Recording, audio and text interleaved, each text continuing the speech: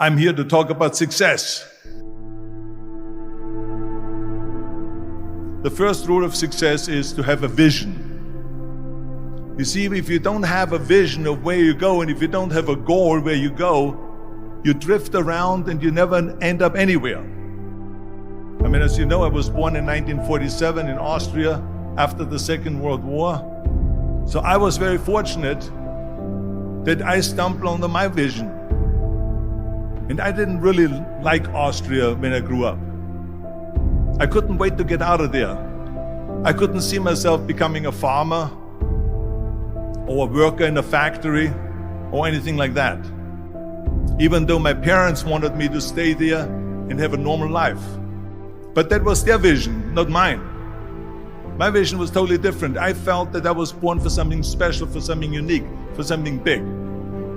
Then one day I went to school. I remember I was 11 years old, and they showed a documentary about America. And there they showed in this documentary the huge skyscrapers, the high-rises, the huge bridges, the 6-lane freeways, and all of this stuff. And I said to myself, that's where I want to be.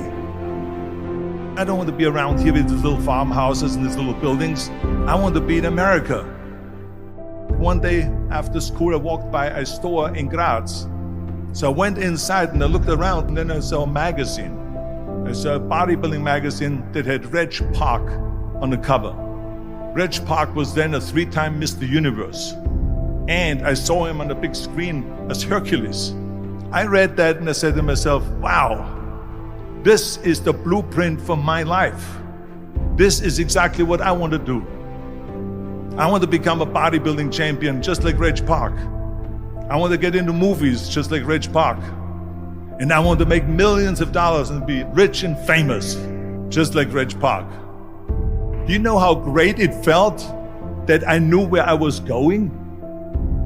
Imagine the majority of people don't know where they're going. I knew where I was going, that I'm going to become this bodybuilding champion just like him. So it was just a question of how do you do it? I was so relieved, because when you have a goal, when you have a vision, everything becomes easy.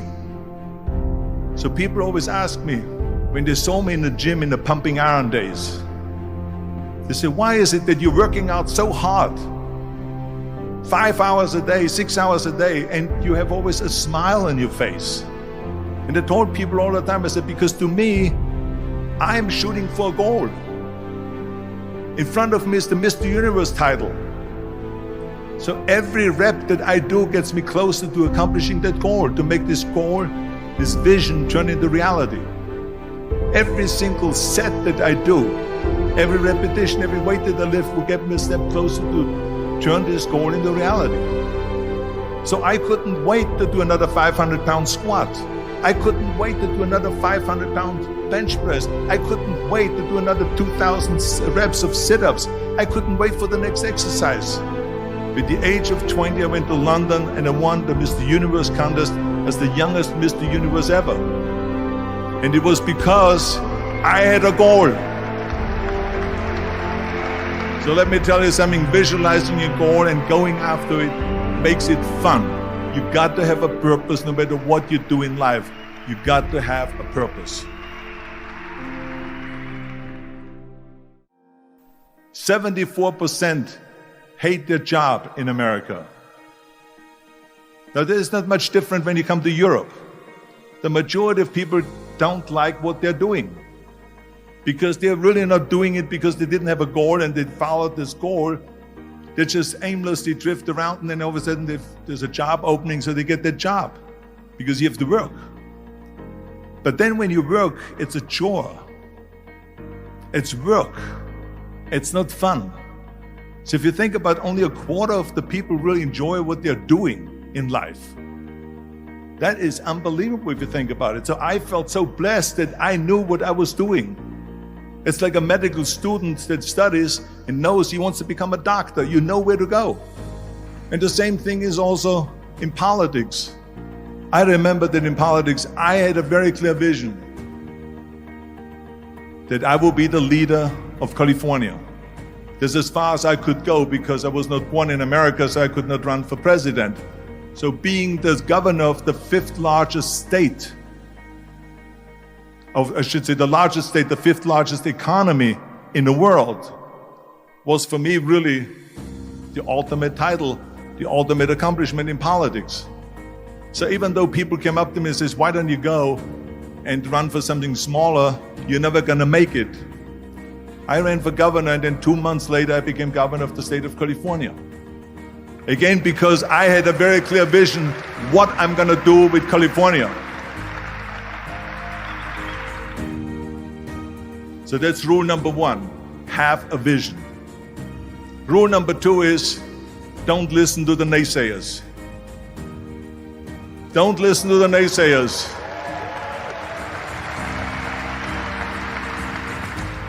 Everything I ever did, the thing that I heard out of people's mouth was, that's impossible. That can't be done. Or no. That is exactly what I heard, and of course I proved to the people that it can't be done. So whenever someone said to me, it can't be done, I heard, it can be done. When they said no, I heard yes. And when they said it's impossible, I heard it is possible. I'm a strong believer of what Nelson Mandela said, that everything is always impossible until someone does it. Well, I'm going to be the one, I said to myself, I'm going to do it and I'm going to show it to them. Maybe it has never been done before. That's perfectly fine with me. But I'm going to do it. And I did not listen to the naysayers. It's all about the hard work that you put in. I said to myself, in bodybuilding, I worked out 5-6 hours a day. I'm going to do the same thing now for acting. And of course, I went to college to study English. I studied the accent removal, acting classes, and all of this stuff all day long.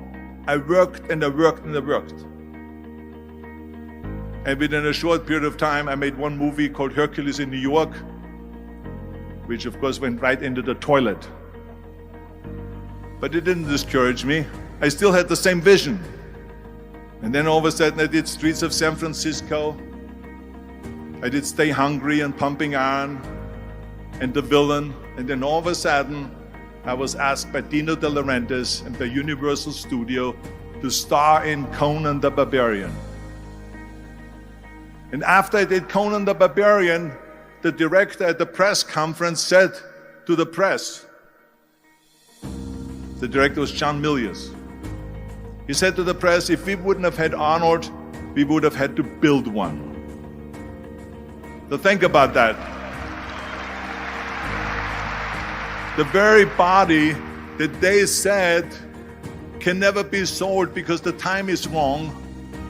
A few years later, I'm doing Conan the Barbarian, and it was the #1 hit at the box office when it came out in the summer of '82. Think about that. And the director says, if we wouldn't have had his body, we would have had to build one.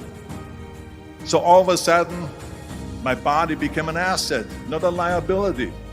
And the same thing was with Terminator. After we were finished filming Terminator, Jim Cameron said to the press, if Arnold wouldn't have had that accent and talked like a machine, I think the movie wouldn't have worked. So think about that. The body and the accent that they attacked was an asset. But I didn't listen to those losers. I didn't listen to them at all. It's just the reality of it is that you cannot listen to the naysayers. So this is a very important lesson for all of you. So when someone says, no, this is a stupid idea, you in your mind, you don't have to say it, but in your mind just say to yourself, you're an asshole. What do you know?